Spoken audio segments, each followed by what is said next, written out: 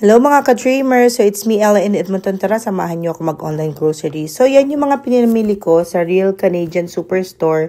So bago yan, mag-story time muna tayo.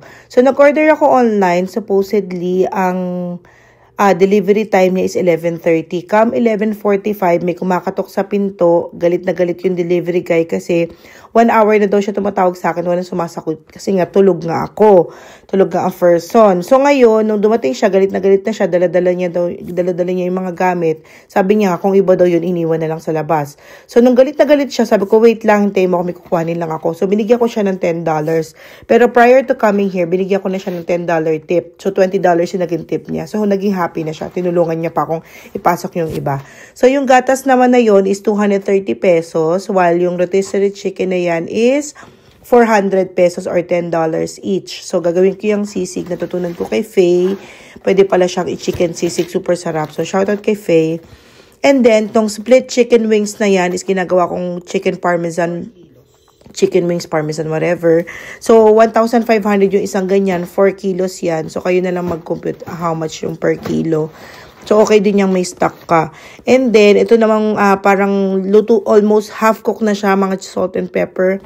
500 pesos yung isang ganyan. So, usually, pag nagugutom ka, tapos i-air fryer mo na lang, madali na. Minsan, pinagpupulutan din namin yan.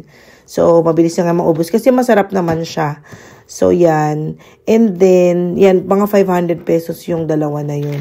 And then, ito namang mackerel or galunggong yata yan. 280 pesos, 4 pieces or 5.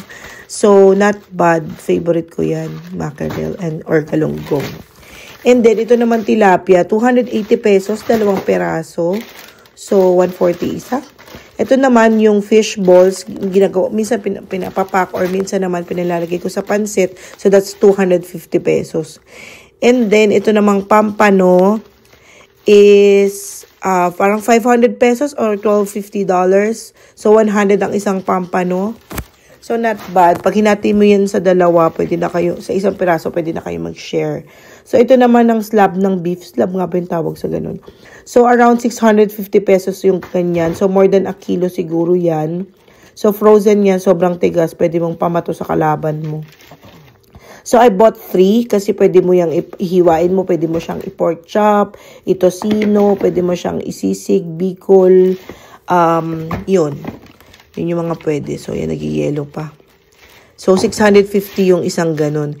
And then, ito namang milk fish or bangus is around 150 isang ganyan. So, ginagawa ko yung bangus na merong olive oil, tapos pressure cooker. Patawag dun, Spanish style. And then, ayan namang lettuce. Medyo may kamahalan yan. 280 ang 3 peraso. Nasisira lang naman. And then, ito naman, ano nga ba to? Fish fillet yata yan, around $5. So, 230 pesos ang isa. Yan. 230 pesos yung isang ganyan. Ko alam kung anong luluto ko dyan, sobrang konti. And then, ito naman is ground beef. Wala kasing ground pork, sold out. So, ground beef is around 1,100 pesos or 550 isang kilo. So, how much na ba yung kilo ng ground beef sa Pilipinas? But here, ang pinakamura is 550 pesos per kilo or around 27 to $28 yung ganyan. So, bumili ako ng 3. Yung dalawa dyan, pure beef, pure lean beef. And yung isa naman, halo ng lean beef at lean pork. So, most probably, ang naisip ko dito, pwede mo siyang spaghetti. Yan. And then, bumili din ako ng chicken breast. So, around 1,100 yung isang ganyan. Siguro more than a kilo yan. So, let's say, parang 500 to 700 ang kilo ng breast na fillet. Ano ba? Ganun na. And then, so, of course, strawberry, mga 250 pesos. And then, itong juice, lemon juice is around 100 pesos. Ayan din, parang 100 pesos din yata yung, 200 yata yung butter. And then, yan, yung Worcestershire sauce around 100 plus. No name yung brand niyan. So, mura na yan kasi no name. Parang unbranded na grocery dito. Pero, mura talaga siya. And then, bumili ako ng cream cheese, no name din yan, around 100 pesos. So, naalala ko lang, kaya na-vlog ko, natatawa ko dun sa driver. Galit na galit talaga siya. And then, nung pag-debate ko ng $10, para siyang binuhusan ng malamig na tubig na wala lahat ng galit niya. So, which is understandable naman kasi time is money here in Canada. So, yan. Yun lang. Bye-bye!